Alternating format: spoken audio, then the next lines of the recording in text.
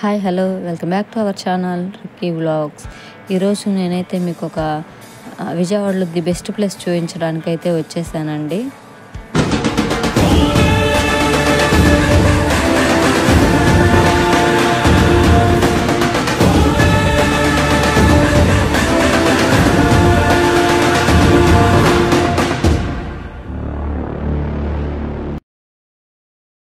మీకు ఇప్పటికే అర్థమైపోయి ఉంటుంది కదండి, నేనైతే ఏ ప్లేస్ చూపించడానికి మీ దగ్గరికి వచ్చేసాను. అదే ఆ విజయవాడలో పెట్టిన అంబేద్కర్ స్టాట్యూ గురించి అయితే మీకు చూపించడానికి వచ్చేసానండి. ఇది ఎంట్రన్స్ అండి. ఈ ప్లేస్ మొత్తం ఎంట్రన్స్ అనమాట. ఇది పార్కింగ్ ఏరియా, బైక్స్ పార్క్ చేసుకుంటారనమాట. పార్కింగ్ ఏరియా ఇదంతా. అది మొత్తం చూడండి, టికెట్ కౌంటర్ అయితే అక్కడ ఉంది.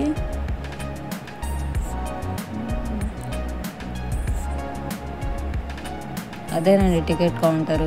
టికెట్ కూడా ఎక్కువ కాస్ట్ ఏం లేదండి. పిల్లలకైతే 5 రూపీస్, పెద్దవాళ్ళకైనా 5 రూపీస్, పార్కింగ్ ఉంటే 10 రూపీస్ అనమాట. ఆ బోర్డు చూశారు కదండి, దాని మీద సామాజిక న్యాయ మహాశిల్పం అయితే రాసింది కదండి ఆ బోర్డు మీద. ఇదేనండి టికెట్ కౌంటర్. అక్కడ టికెట్ తీసుకోవడమే. అక్కడ టికెట్ తీసుకొని వెళ్ళిపోవచ్చండి. ఆ ఏరియా చూశారు కదండి, ఇది ఎంట్రన్స్ అనమాట. చూడండి ఎంట్రన్స్ కూడా బాగుందండి వెళ్తుంటే. ఇదంతా గార్డెన్ ఏరియా అనమాట. బయటంతా గార్డెన్ ఏరియా ఉంటుంది. చాలా బాగుందండి గార్డెన్ ఏరియా కూడా. మొత్తం కలర్ఫుల్ ఫ్లవర్స్ అన్నీ ఉంటాయన్నమాట, చాలా బాగా. అక్కడ సెక్యూరిటీ ఉన్నారు కదండి, వాళ్ళైతే టికెట్ చెక్ చేస్తారన్నమాట. టికెట్ చెక్ చేసి మనల్ని అయితే లోపలికి పంపిస్తారు.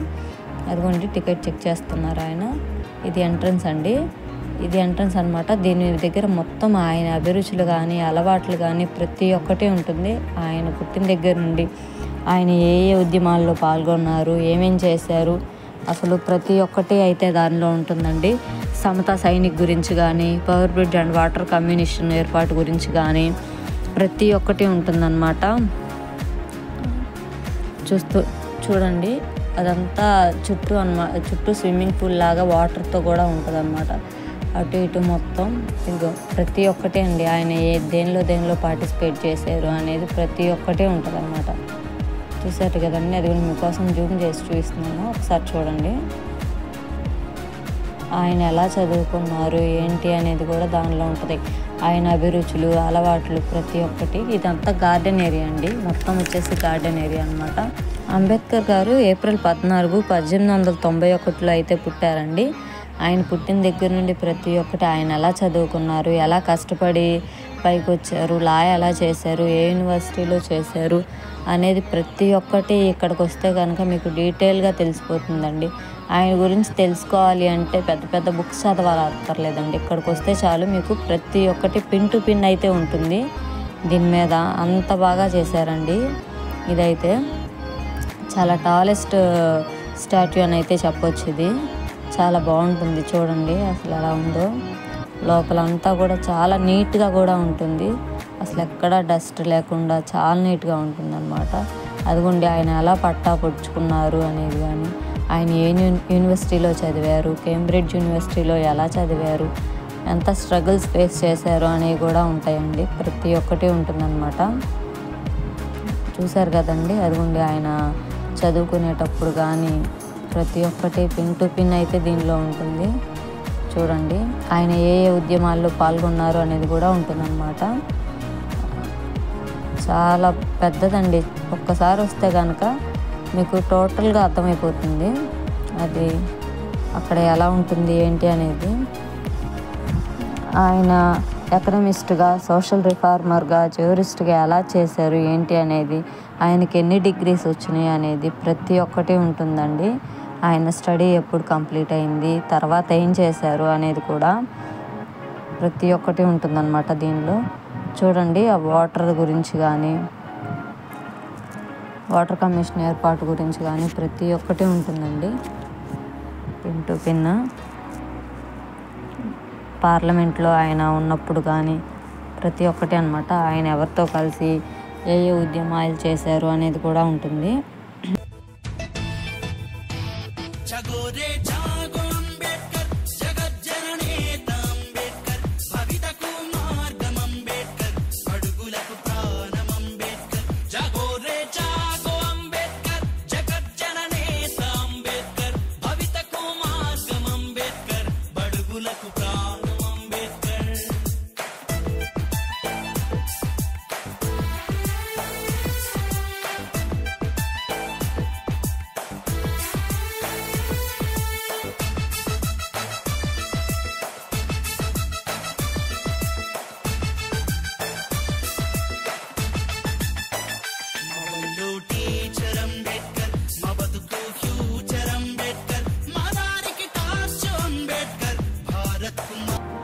ఇది మ్యూజియంకి అటు ఇటు సైడ్ అయితే వాటర్ అయితే ఉంటుందండి. చూడడానికి బాగా అట్రాక్టివ్గా ఉంటుందన్నమాట. చాలా ప్లెజెంట్గా పీస్ఫుల్గా కూడా ఉందండి బాగా. అదిగోండి వాటర్ చూస్తున్నారు కదండి. అలా చుట్టూ ఉంటుంది దాని మొత్తానికి స్టాచ్యూ మ్యూజియం మొత్తానికి ఉంటుంది. ఇదంతా గార్డెన్ పార్ట్ అండి, గార్డెనింగ్ అనమాట. ఇక్కడ పికాక్స్ ఉన్నాయండి, 2 పికాక్స్ ఉన్నాయి. వాటిని మాత్రం చాలా బాగా చేశారండి, చాలా బాగుంటాయి. మీకు జూమ్ చేసి మరీ చూపిస్తాను. ఆ పికాక్స్ని చూడండి. ఫ్లవర్స్ కానీ గార్డెనింగ్ కానీ ప్రతి ఒక్కటి చాలా బాగుంటుంది. నైట్ టైం విజువల్స్ అయితే ఇంకా చాలా బాగుంటాయండి డే టైం కంటే కూడా. అలాగే లోపల మ్యూజియం ఉంటుంది. మ్యూజియంలో మీకు పార్ట్ 2లో మ్యూజియం గురించి చెప్తాను అనమాట. లోపల మ్యూజియంలో ఎలా ఉంది ఏంటి అనేది మీకు పార్ట్ 2లో చూపిస్తాను. అశోక్ చక్రం గురించి కూడా ఉందండి ఇక్కడ. అసలు ఫ్లాగ్లో అశోక్ చక్రాన్ని ఎలా పెట్టారు, దేనికి పెట్టారు అనేది కూడా ఉంది. దళితుల గురించి పోరాడాడు కదండి, అది కూడా ఉంది. దళితుల గురించి ఎలా పోరాడారు అనేది కూడా ఉందన్నమాట. మనకి సపరేట్గా ఎలా, అంతకుముందు బ్రిటిషర్స్ కాలంలో అయితే ఎక్కువ వర్క్ స్ట్రెస్ ఉండేది కదండి. 12 గంటలు చేయించేవాళ్ళు డ్యూటీ, 8 గంటలు డ్యూటీ ఉండాలి అనేది దాని గురించి కూడా అంబేద్కర్ గారే పోరాడారండి. అన్ని గంటలు వర్క్ చేయలేరు, 8 గంటలే ఉండాలి అనేది తీసుకొచ్చింది కూడా కార్మికులకి ఆయనేనండి. దళితుల గురించి పోరాడింది కూడా ఆయనేనండి, అంబేద్కర్ గారే చాలా పోరాడారు. అలాగే ఆడవాళ్ళు చదువుకోవాలి అనేది కూడా ఆయనేనండి, చదివించాలి ఆడవాళ్ళని కూడా అనేది ఉండేది. ఆయనకి అంబేద్కర్ గారికి మ్యూజిక్ అంటే ఇష్టం, పెట్స్తో ఎక్కువ స్పెండ్ చేయడం ఇష్టం. ఆయన ఖాళీ టయాల్లో అదే చేసేవాళ్ళు అనమాట. బౌద్ధిజం గురించి, అలాగే తక్కువ కులాల వాళ్ళకి రిజర్వేషన్ గురించి ఫైట్ చేయడం కానీ చాలా విషయాల్లో ఫైట్ చేశారండి. ఆయన గురించి చదువుతుంటే మాత్రం చాలా బాగా అనిపించింది అనమాట, ఇన్ని చేశారా అని. ఇదంతా చూడండి గార్డెనింగ్ ఏరియా కానీ మొత్తం స్టాచ్యూ బయట చుట్టూ ఇలా ఉంటుందండి. అది నైట్ టైం ఇంకా బాగుంటుంది అనమాట. ఇది వచ్చి స్టాచ్యూ. ఈ స్టాచ్యూకి ఖర్చు సుమారుగా 404 కోట్లు అయితే అయిందండి. ఇది January 19th, 2024లో అయితే ఇనాగ్రేట్ చేశారనమాట. చూడండి స్టాచ్యూ అంతా బ్రాంజ్తో. ఇది వచ్చి మొత్తం గార్డెన్ పార్ట్ అనమాట. గార్డెనింగ్ కూడా చాలా చాలా నీట్గా ఉంది, చాలా బాగుందండి ఏరియా. ఈ పికాక్స్ చూసారా, పికాక్స్ ఇందాక చెప్పాను కదండి మీకు జూమ్ చేసి చూపిస్తానని. ఇవేనండి పికాక్స్, చూడడానికి చాలా బాగుంటాయి, చాలా బాగుంది. పిల్లల్ని తీసుకొని వచ్చిన అటు అంబేద్కర్ గారి గురించి తెలుస్తుంది, అలాగే వాళ్ళు ఎంజాయ్ చేయడానికి మంచి ప్లేస్కి వచ్చినట్టు కూడా ఉంటుందన్నమాట. అలా ఉంటుంది. చూసారు కదండి ఫ్లవర్స్ కానీ. ఈ స్టాట్యూ మొత్తం 206 అడుగులు ఉంటుందండి. 125 అడుగులు వచ్చేమో స్టాట్యూకి ఉంటుంది, 81 అడుగులేమో కింద ఫుట్పాత్ ఉంటుంది కదండి, దానికి సంబంధించి అనమాట. ఇక్కడ అన్నీ వాటర్ వస్తాయండి నైట్ టైం అయితే. చూసారు కదండి, నైట్ టైం అయితే వాటర్ వచ్చి చాలా బాగుంటుంది, కలర్ఫుల్గా కూడా. మీకు చూపిస్తాను నైట్ టైం వ్యూ కూడా ఎలా ఉంటుంది. అదంతా వాటర్తో ఉంటుంది అనమాట నైట్ టైము. చూడండి, ఒక్కసారి విజయవాడ వస్తే కనుక మీలో ఎవరైనా ఈ స్టాట్యూ దగ్గరికి వెళ్ళాల్సిందే.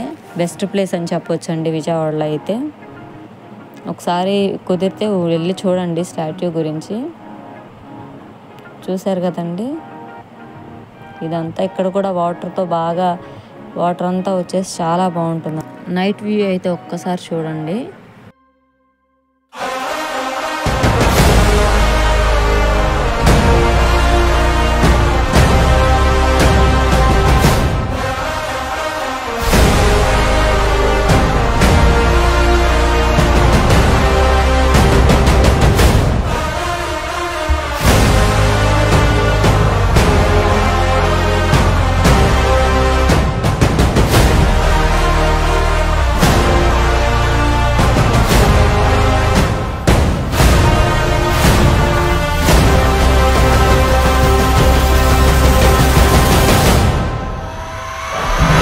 లోపల మ్యూజియం ఉంటుందండి, దీని గురించి అయితే మీకు పార్ట్ 2లో చూపిస్తాను.